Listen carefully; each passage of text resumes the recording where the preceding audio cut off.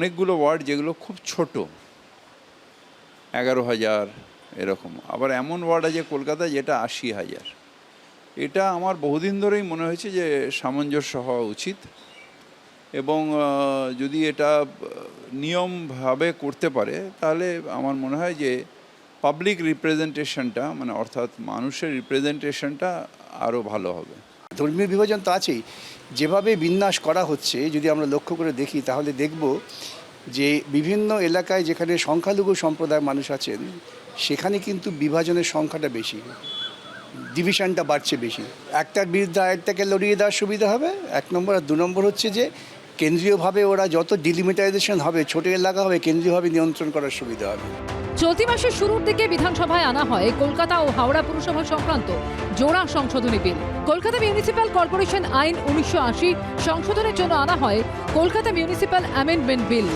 পাশাপাশি হাওড়ার ওয়ার্ড পুনর্বিন্যাসের জন্য আনা হয় Howrah municipal corporation amendment bill. এরপরই এই দুই পুরসভায় আসন পুনর্বিন্যাসের বিজ্ঞপ্তি জারি করে রাজ্য সরকার। জানিয়ে তুঙ্গে উঠেছে রাজনৈতিক টানাপোড়েন। অর্ণব মুখোপাধ্যায় ও শিবাশিস মল্লিকের রিপোর্ট, এবিপি আনন্দ। পুরো ভোটে এনসিপিআই দাঁড়াবে কিনা, পঞ্চায়েত ভোটে এনসিপিআই দাঁড়াবে কিনা, এই সিদ্ধান্ত কি আদৌ শ্রমিক ভট্টাচার্য লেভেলে নেওয়া হয়? এ তো আমরা খুব ভালো করে জানি। আমি দেখুন, তাও তো অনির্বাণ, দেখো তোমাদের সময় বলা হতো একটা পোস্ট, বিজেপি দিল্লি ধরলে অন্তত গোটা 6 পোস্ট আমরা আছে। অস্বীকারই করছি না যে হ্যাঁ মমতা বন্দ্যোপাধ্যায় হচ্ছে পোস্ট, বাকি সব ল্যাম্পোস্ট, কোনো আপত্তি নেই। শুভেন্দু দিকেও তারই তো ল্যাম্পোস্ট ছিলেন, তারই ল্যাম্পোস্ট হয়ে আজকে সিএম এর পোস্ট অব্দি পৌঁছেছেন। তারপরও নিজে পোস্ট হতে পারলেন না, কারণ তাকেও অমিত শাহ, নরেন্দ্র মোদীর ডিকটাট মেনে চলতে হয়। কারো সঙ্গে বিজেপির জোটের প্রশ্নই নেই, তবে এনসিপিআই এর আলাদা লড়ার সম্ভাবনাও উড়িয়ে দেওয়া যায় না। ঘণ্টাখানিক সঙ্গে সমান অনুষ্ঠানে এসে মন্তব্য বিজেপির প্রতিনিধি সায়ন্তন বসুর। পার্টির সিদ্ধান্ত পরিষ্কার, যেটা আমাদের নেতা সুকান্ত মজুমদার বলেছেন। হ্যাঁ, তিনি তো কলকাতা কর্পোরেশনের নির্বাচনের দায়িত্বে আছেন, একদম প্রধান দায়িত্ব। যে পার্টির কোনো জোটের প্রশ্ন এখানে নেই। মুখ্যমন্ত্রীকে কোট করছেন সুদীপ বন্দ্যোপাধ্যায়। মুখ্যমন্ত্রী তো বলছেন না যে সুদীপ বন্দ্যোপাধ্যায়ের কথায় কি কথা হয়েছে আমরা জানি না। এবার আমি এখানে একটা বিষয় বলি, যেটা সুদীপ বন্দ্যোপাধ্যায় বলেছেন, আমি কিন্তু সেটাকে উড়িয়ে দেবো না। আচ্ছা, এই বিধানসভা ভোটে 2026-এর বিধানসভা ভোটে এনডিএর জোট, এনডিএর যারা শরিক দল, তাদের অনেকেই কিন্তু প্রতিদ্বন্দ্বিতা করেছিলেন পশ্চিমবঙ্গের মাটিতে। জনতা দল ইউনাইটেডেরও প্রার্থী ছিল এইখানে। বিজেপির সঙ্গে আসন সমঝোতা হয়নি, তারা প্রতিদ্বন্দ্বিতা করেছেন, এনসিপিআইও করতে পারে। পুরো ভোটে কি এনসিপিআইকে সঙ্গে নিয়ে লড়বে বিজেপি? ঘণ্টাখানেক সঙ্গে সমান অনুষ্ঠানে এই নিয়ে কি বলছেন ঋতব্রত টুডুমনের প্রতিনিধি প্রসূন বন্দ্যোপাধ্যায়, দেখুন। এনসিপিআই এবং বিজেপির মধ্যে যে রসায়ন আছে এবং সেই রসায়ন নিয়ে বিভিন্ন রকম রিয়াকশন আমরা দেখতে পাচ্ছি। কখনো ইনচার্জ বলছেন যে না একলা চলরে, কখনো সুদীপদা বলছেন যে না কথা হয়ে গেছে, আমরা অ্যালায়েন্সে চলে যাব। এখন তারপরে যিনি ইনচার্জ আছেন তিনি প্রথমে স্টিক করলেন নিজের পয়েন্টে, তারপরে আবার একটু যখন পার্টি লাইন টো করার কথা বললেন, সেম অনারেবল মিনিস্টারও তাই। প্রথমে যতটা ঝাঁঝালো ছিলেন ততটা মনে হলো না পরের দিকে ঝাঁঝালো থাকলেন। মানে আলটিমেটলি সকলেই ওটা মানে মেনে নেবেন, যদি দল বলে মেনে নেবেন, গোছের একটা বিষয়। দলত্যাগ বিরোধী আইনে যাতে পড়তে না হয় তার জন্য এনসিপিআই সাংসদদের প্রয়োজন 2/3 সংখ্যাগরিষ্ঠতা, অর্থাৎ দরকার রয়েছে 19 জন সাংসদের। কিন্তু মুর্শিদাবাদের 3 সংখ্যালঘু সাংসদ যদি তাদের সঙ্গে না থাকেন, সেক্ষেত্রে সংখ্যাটা হবে 17। সমস্যায় পড়তে পারে এনসিপিআই নেতৃত্ব। তৃণমূলের 20 জন বিদ্রোহী সাংসদ যারা কালীঘাট ছেড়ে বিজেপি নেতৃত্বাধীন এনডিএকে সমর্থন করছেন, আগামী দিনে তাদের সাংসদ পদ থাকবে না খারিজ হবে, এই নিয়ে এখন জোর জল্পনা। এই প্রশ্ন বারবার উঠছে, এনডিএকে সমর্থনের পরিবর্তে কি সরাসরি বিজেপিতেই যোগদান করতে পারেন এই বিদ্রোহী 20 জন সাংসদ? কিন্তু এই পথে বড় বাধা হয়ে দাঁড়াতে পারেন সংখ্যালঘু অধ্যুষিত মুর্শিদাবাদ জেলার 3 সাংসদ, আবু তাহের, খলিলুর রহমান ও ইউসুফ পাঠান। কারণ সাম্প্রতিক অতীতে তারা বারবার বেসুরো গেয়েছেন, এনডিএতে আমরা থাকবো না, আমরা বিজেপিতেও যাব না। সংখ্যালঘু অধ্যুষিত মুর্শিদাবাদের সাংসদ আবু তাহের খান, জঙ্গিপুরের সাংসদ খলিলুর রহমান ও বহরমপুরের সাংসদ ইউসুফ পাঠান। কখনো তারা এনডিএর বৈঠক বয়কট করেছেন, আবার কখনো নরেন্দ্র মোদীর সঙ্গে ব্রেকফাস্ট সেরেছেন, কিন্তু তার সঙ্গে আবার বাঁকা কথাও বলেছেন। যেখানে দেখবো আমার কমিউনিটির স্বার্থ বিঘ্নিত হচ্ছে, আমার মুর্শিদাবাদের কোনো সমস্যা হচ্ছে, বাংলার মাইনরিটি কমিউনিটির কোনো সমস্যা হচ্ছে, তখন আমরা ইস্যুভিত্তিক তার বিরোধিতা করব।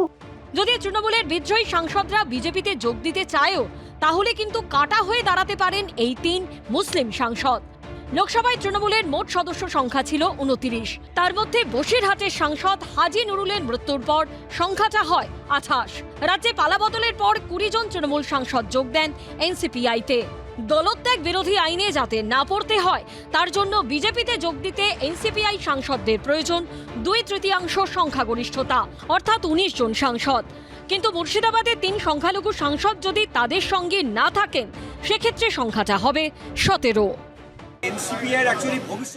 কিছুই নেই, কিছুই নেই, ভবিষ্যৎ কিছু নেই। স্বাভাবিকভাবে একটি স্বতন্ত্র রাজনৈতিক দল তাদের নামের সামনে কি লাগাবে না পেছনে লাগাবে, মেকআপ করাবে না লিপস্টিক লাগাবে, সেটা তাদের ব্যাপার, আমাদের কোনো অসুবিধা নেই। এই বছরের 24শে এপ্রিল বিজেপিতে যোগ দেন রাঘব চাড্ডা সহ আম আদমি পার্টির 7 জন রাজ্যসভার সাংসদ। রাজ্যসভায় আম আদমি পার্টির সাংসদ সংখ্যা ছিল 10, তার মধ্যে 7 জন বিজেপিতে যোগ দেওয়ায় দলত্যাগ বিরোধী আইন কার্যকর হয়নি।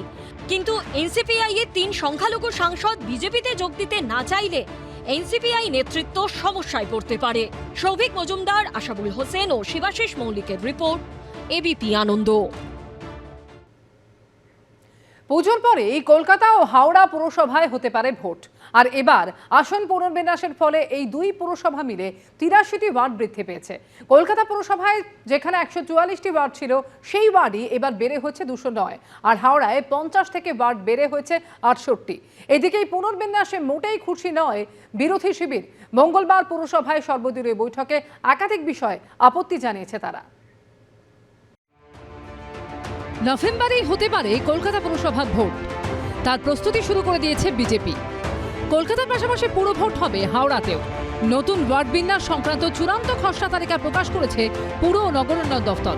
2026-এর সংশোধনের ফলে কলকাতা পুরসভার ওয়ার্ড সংখ্যা 144 থেকে বেড়ে 209 হয়েছে। হাওড়া পুরসভাতে ওয়ার্ড সংখ্যা 50 থেকে বেড়ে হয়েছে 68। কলকাতা ও হাওড়া 2 পুর এলাকা মিলিয়ে মোট 83টি ওয়ার্ড বৃদ্ধি করা হয়েছে। মঙ্গলবারই কলকাতা পুরসভায় ওয়ার্ড পুনর্বিন্যাস নিয়ে সর্বদলীয় বৈঠক হয়।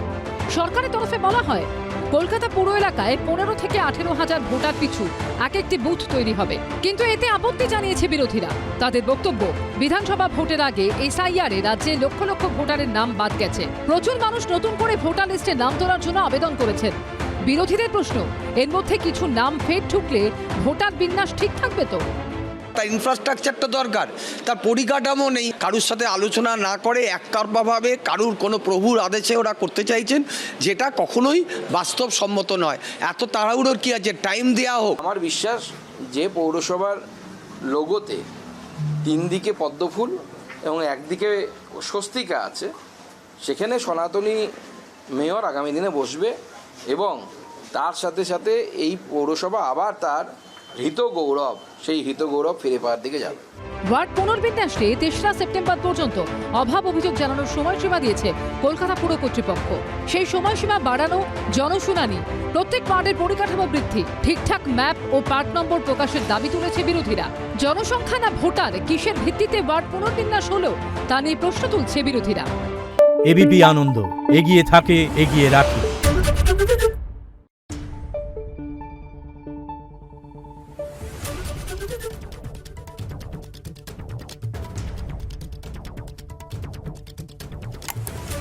Thank you.